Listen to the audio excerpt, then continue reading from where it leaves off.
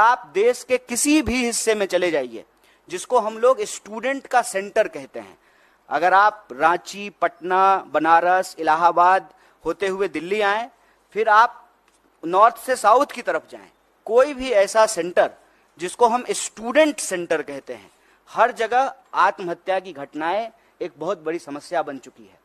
राजस्थान में हमारी सरकार ने इसको गंभीरता से लिया और काउंसलिंग करने के लिए, हेल्प प्रोवाइड करने के लिए हमारी सरकार ने योजना बनाई। और आप सबने देखा होगा, इस बार के भी न्याय पत्र में हम भर्ती विधान लेकर के आए हैं, और भर्ती विधान में हम 3 बात प्रमुखता से कह रहे हैं। एक, सारी वैकेंसी भरी जाएगी, सारी वैकेंसी। बताइए, हर 5 साल में चुनाव हो जाता है, कोरोना के टाइम पर भी चुनाव हो गया, सब कुछ बंद रहा, देश में जनगणना नहीं हुआ, लेकिन चुनाव हुआ टाइम पे। तो जब 5 साल में प्रधानमंत्री बदल जाते हैं, 5 साल में जो है एमपी बदल जाते हैं, एमएलए बदल जाते हैं, मुख्यमंत्री बदल जाते हैं, सब कुछ टाइम पे होता है, तो एग्जामिनेशन क्यों नहीं टाइम पे हो सकता है? एग्जामिनेशन का ऑलरेडी एक कैलेंडर होता है, उस कैलेंडर के हिसाब से आप एग्जामिनेशन कंडक्ट कराइए। और दूसरा, बार बार जो प्रश्न पत्र लीक होते हैं, जो परीक्षा में धांधली होती है, उसमें हम एक नए करे कानून के प्रावधान की आवश्यकता महसूस करते हैं। और हमने भर्ती विधान में ये रखा कि जब हमारी सरकार आएगी तो हम प्रश्न पत्र लीक करने वाले लोगों पर कड़ी कार्रवाई करेंगे, क्योंकि ऐसा देखने को मिला है कि जो लोग शिक्षा माफिया हैं, उनका सरकार से सीधे साठगांठ है। वो नेताओं से मिले हुए हैं, नेताओं से मिल करके जो है वो पूरा का पूरा जो है बच्चों के भविष्य से खिलवाड़ करते हैं। तो उसके लिए कड़े कानून की आवश्यकता है।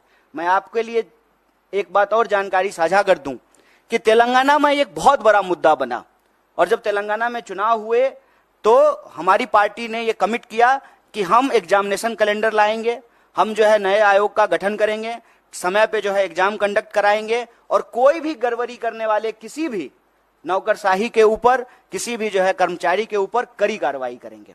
मुझे लगता है कि सरकार को यह कदम उठाना चाहिए। सिर्फ जो है बयानबाजी से, बतौलेबाजी से काम नहीं होगा।